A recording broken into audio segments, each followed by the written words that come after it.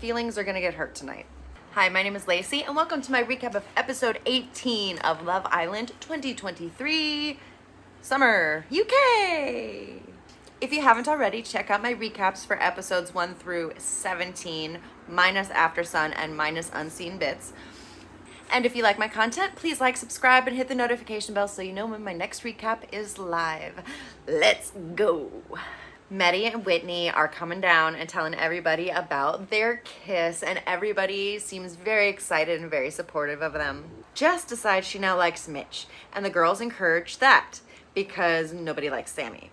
Rightfully so, because he is... Okay, so this Sam and Jess thing is annoying, and I'm over it, and it goes on for way too long. So bullet points: Jess shouldn't cut herself off because Sammy didn't, but Sammy's mad because she said she didn't like Mitch, but now she's going for Mitch. And so he's calling her a hypocrite, but she's like, hey, you said you're open, so why can't I be open now? I just don't like Sammy, but in theory, like, if he's flirting around, then she should be able to flirt around until they're exclusive or until they say, hey, I'm not gonna flirt around anymore. Fair game, I guess. And he started it by flirting with Leah. So Jess is finishing it.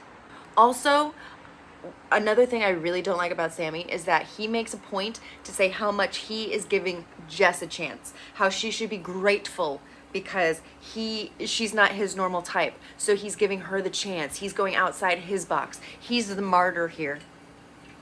He's the martyr here, and I hate that. Arrgh! Sam and Jess both call each other immature and agree to disagree. Mitch goes over to talk to Jess, and Sam calls Mitch, okay, hero. What have I been saying? I said he's a white knight.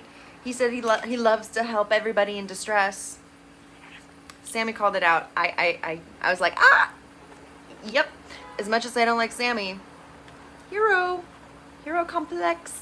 Mitch and Jess keep bringing up age about Sammy, and it's annoying, and I don't like it. Everybody's immature in the house, not just Sammy. Bed montage, and the next morning. Maddie and Whitney are both very happy with each other. Sammy calls Jess sly for wanting to speak to Mitch.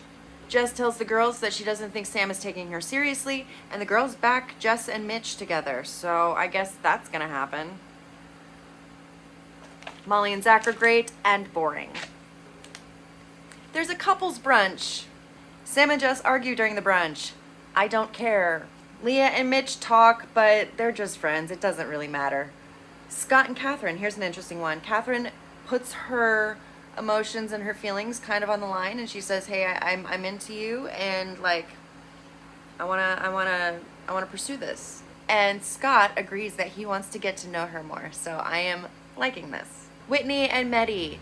I kind of wish that Whitney would stop saying how different they are, just because it keeps, like, the more you say something, the more it becomes true. So the more she insists that they're different, I feel like that's gonna drive them further apart. But I could be bullshitting. I don't know anything. Whitney says she wants to be a cool young mom, and Maddie just kind of laughs awkwardly. Maya enters. Dun, dun, dun. And she says that the couples now have to decide which two couples have the least amount of chemistry. No, chemistry? Which two couples are the least compatible? Not chemistry, compatible. Word choice matters. The couples go off to their separate areas and discuss. Ty and Ella get in an argument over Sam and Jess because Ella thinks that they are more suited for each other than Tyreek does. That night, everybody is dressed up super serious, super nice looking. Feelings are gonna get hurt tonight. Maya comes back, and they go around the circle, and each couple says which bottom two they choose. So here we go. Maddie and Whitney, their bottom two least compatible couples are Sam and Jess due to their communication, and Leah and Mitchell because they're just friends. Catherine and Scott's bottom couples are Leah and Mitch because they're friends only, and Sam and Jess because they've been fighting way too much recently. Ella and Tyreek, say Mitch and Leah because obviously they're just friends. And they also say Catherine and Scott because Scott has not made up his mind between Catherine and Leah yet, according to Ella. So that's an interesting one. Jess and Sam's bottom two are Catherine and Scott. Sam says that Scott isn't physically attracted to Catherine, and he seems to be putting words in Scott's mouth. And that Scott has options between Catherine and Leah. Their other bottom couple is Mitch and Leah, friends. Leah and Mitch's bottom two are Sam and Jess because of communication, and Maddie and Whitney because they would never meet on the outside world. Molly and Zach pick Mitch and Leah because they would never date in the outside world, and Sam and Jess because of no communication. It is pretty clear that the bottom two couples are Sam and Jess and Mitch and Leah. That means that they are all single and they cannot recouple at the next recoupling.